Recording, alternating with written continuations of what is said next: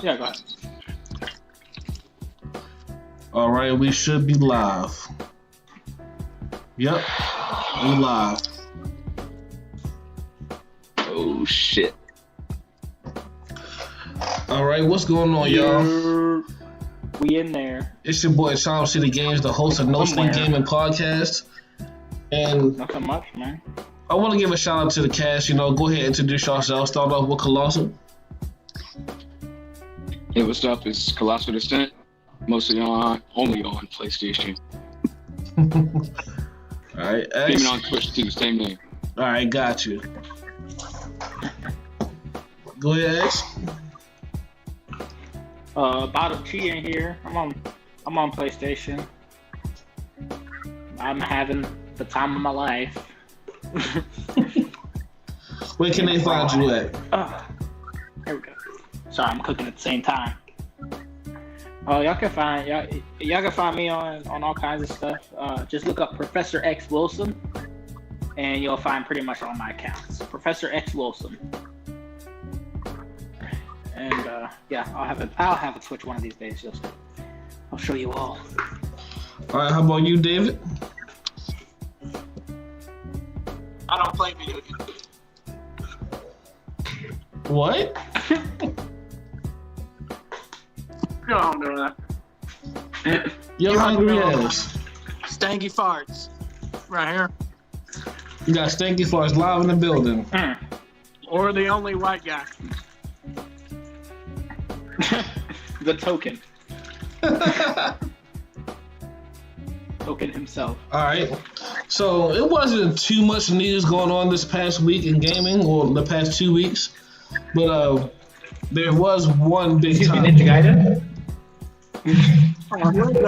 No, not Ninja Gaiden. I think we talked about that last time. About the yeah, we did. Oh, I must have missed it. I missed it. That's yeah. What happened.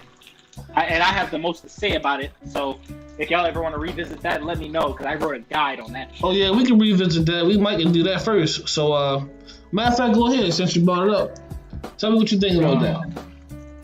Oh, listen, I have words. I have words for Team Ninja. I'm very upset. I'm upsetty spaghettis. Okay? They are porting the Sigma version. Are you fucking serious? Listen. When they first announced the trilogy, I was outside of myself. Like, I literally basically did a backflip. It was ridiculous. And then I looked closer in the fine print, and it said, we are just releasing the Sigma versions of these games. Now, I don't know if you guys know anything about the Sigma versions. I explained in the group, but it is vastly different, and it is very upsetting. They were always watered down, not as good versions of the game. The only good game in that trilogy is going to be Ninja Gaiden 3 Razor's Edge, because Razor's Edge is probably the pinnacle of 3, but this is like a combination of part 2 and part 3, which is it was awesome. It was a great job. But yeah, if they dumb it down, I'm gonna be very upset. I don't know if you guys played Ninja Gaiden like that, but I played it like real, like borderline competitive. Like I placed in the top 1,000 back when they had the Master Ninja thing where you beat it on Master Ninja and sleep place, all that stuff. So I was real into it. I know a lot of fans of it don't know, because I was a huge fan of it and I didn't know, but there's actually is a difference. You want to go ahead and explain what the difference is? Oh man. Okay, so if you go back to Sigma 1, they added Rachel, which is the girl with the bazongas and the huge hammer, right? Which would have been cool if her mobility made any sense in terms of, like, just the level design and mobility. It was just a pain to play as her. A lot of people didn't enjoy it. I did enjoy the combat with her. That was fun enough, but it wasn't very deep.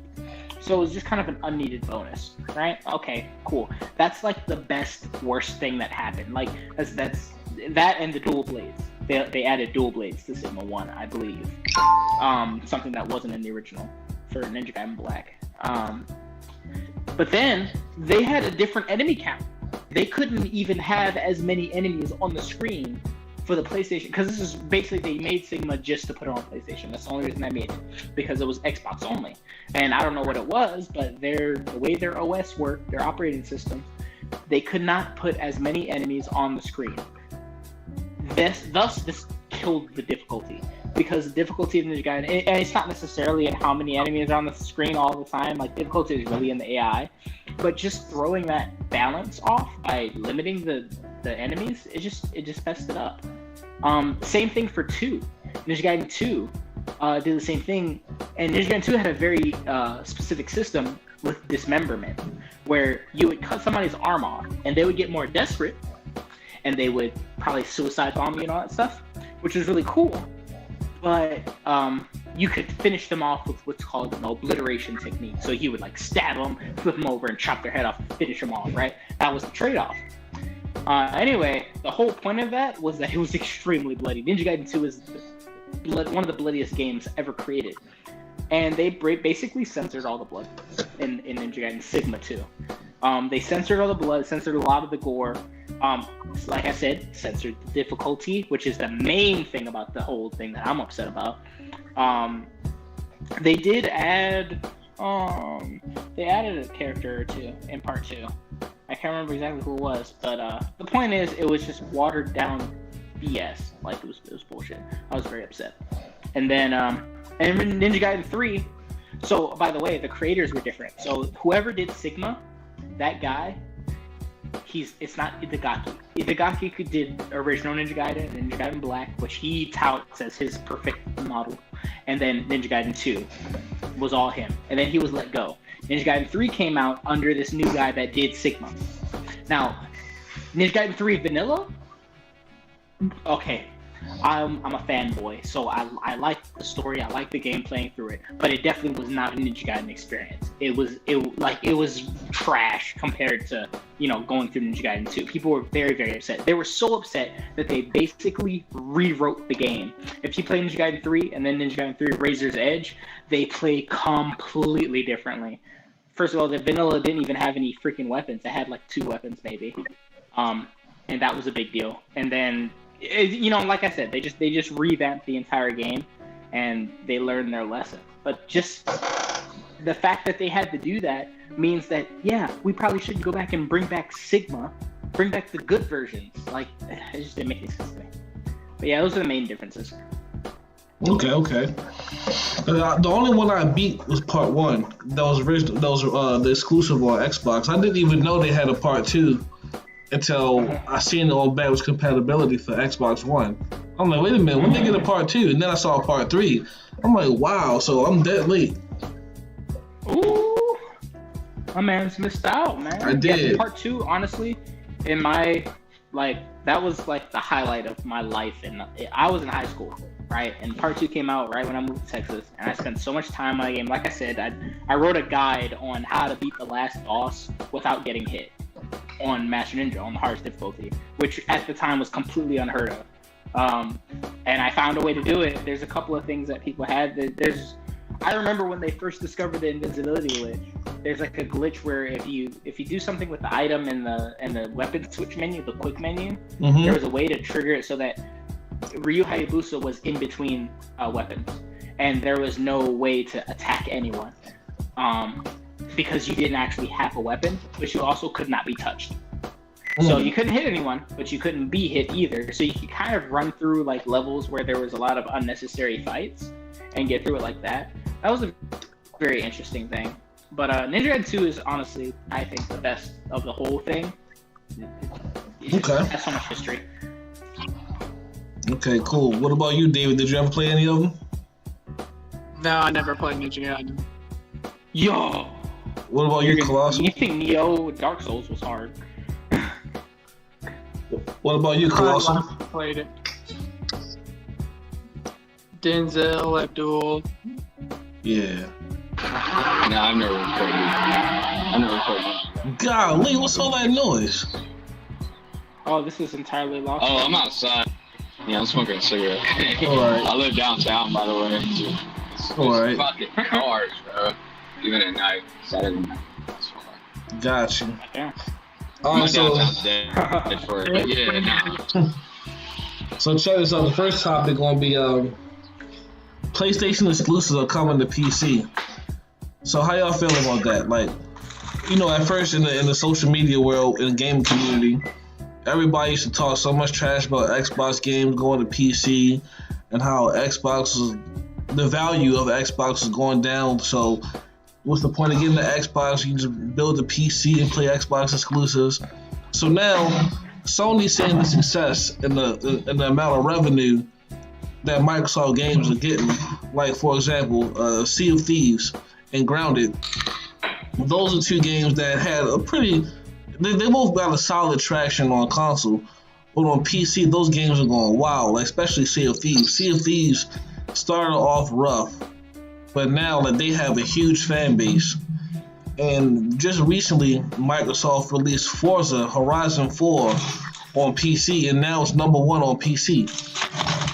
And so Sony is now releasing their exclusives on PC, and they said they're going to start with, I forget what game it was. I think it was Days Gone.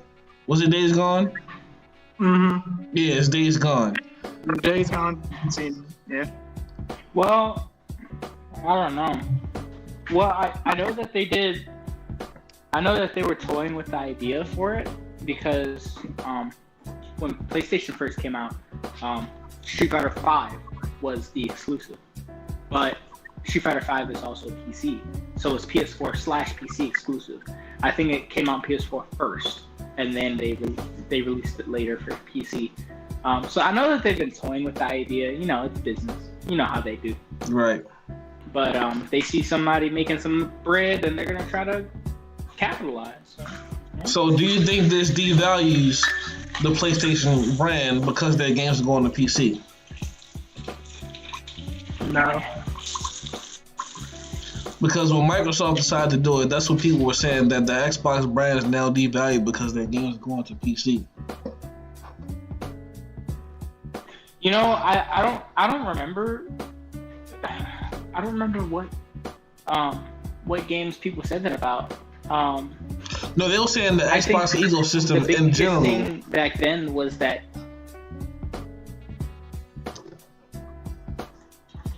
was just devalued. No, they were saying that the Xbox platform itself. Yeah, I don't know.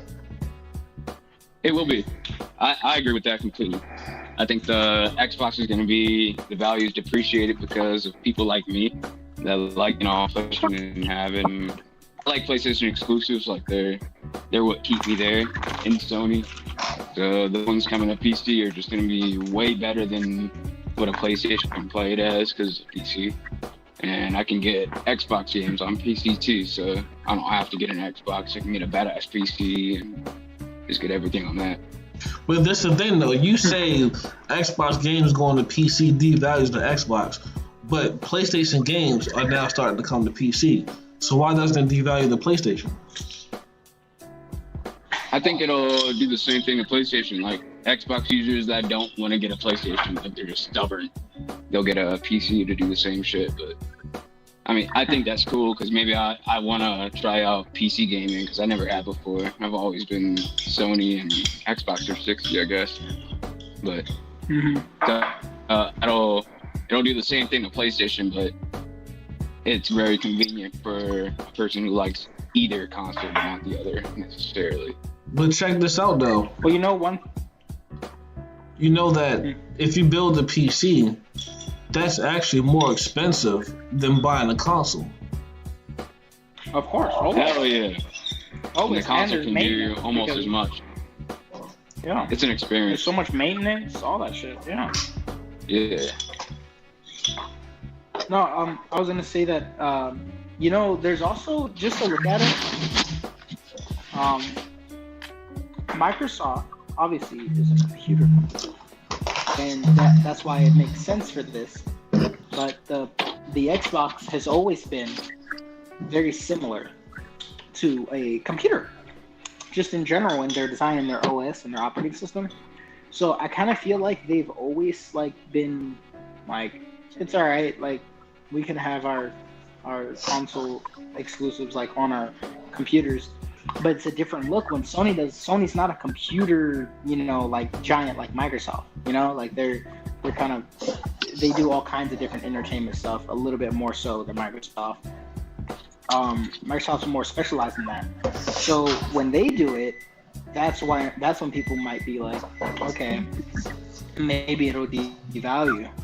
But I feel like, I mean, I don't remember people saying that it devalued when Xbox. I think that they were just trying to shit on the console because, you know, it was a tech giant coming out with this console to compete. Just kind of like how they tried to. I can't remember what company. There was a company that tried to make a console to compete with Xbox and PlayStation, and it did not go well at all. Completely died out. So I feel like people look at Microsoft as the newcomers. Ever since the original Xbox, obviously, they did. So they just have a different paradigm on it when they do the same thing. It's weird. I remember Microsoft had Windows Live Gaming or whatever it was called. Yep. I don't know. I can't think of the. You said it was Windows Live, right? I remember. I think I used it. Yeah, Windows Live for PC was garbage. I mean, it was trash. Yeah, it was. And the way they utilized it, it was just all around just bad because it had no uniformity with the actual Xbox. The games would crash a lot. Nothing about it was useful, pretty much. It was almost like two separate platforms, which was kind of weird because they're both Microsoft. But now, the way Phil Spencer implemented to the Xbox, PC and Xbox are all in one. So you buy a game once, you buy a game once, you have it on PC. And so I feel like that's real convenient for guys that game on the Microsoft platform. Because you don't have to double dip. When they had games for Windows Live, you had to double dip, which I thought was stupid. Yeah. Yeah, you know what? I do remember. I played Prince of Persia. And that crashed my shit out real quick. Right, and then I got through it. I got through a playthrough of it, but it just, you know, sometimes it'll be good, and other days it'll just crash out. But yeah, that was dumb. You had to buy again. That was the only time I ever bought anything on there. And also, I wanted to ask y'all this: do y'all think that the PlayStation games will eventually come to PC on their release? I didn't know what you said. I can't hear it in the background. Hold up. Man, what y'all doing? Me going outside doing dishes?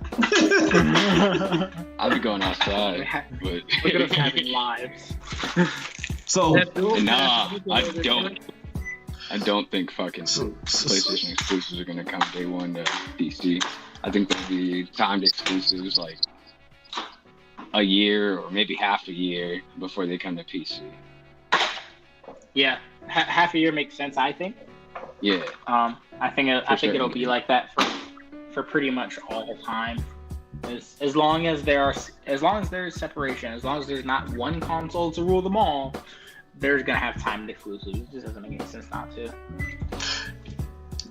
Because I've seen some people talk about if Sony released their exclusive on the console first and wait until the game to die out, and then release it on PC, that gives the game new life.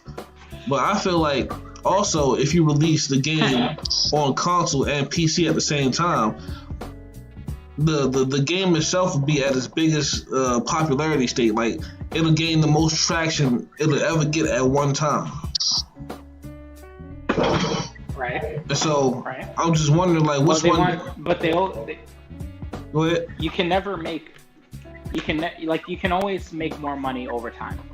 So they're always gonna go for the bleed them out option. That's always been the tried and true.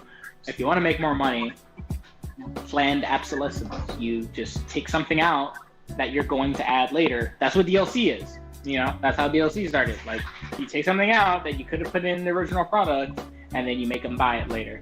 You know, you just look at iPhones. Like, they could have made the freaking iPhone 12 like back when they made the iPhone 10, but they did it.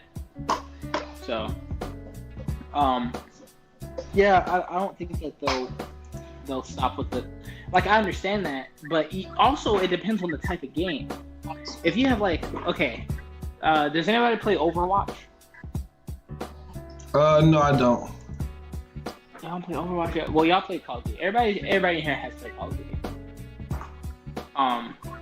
But Overwatch is obviously like a team game, but it's still a shooter, and you still play on a team. So Overwatch is still alive, barely, and they're working on the sequel. And that game has been alive for years and years and years. Of course, with the DLC. But the thing with the DLC on that one is that all the DLC for Overwatch has been free. Wait, and they continued support with it. And I think that the bleed them out option is just better because of that. It allows you to kind of keep the game alive for longer and longer, and then you breathe new life into it with the content rather than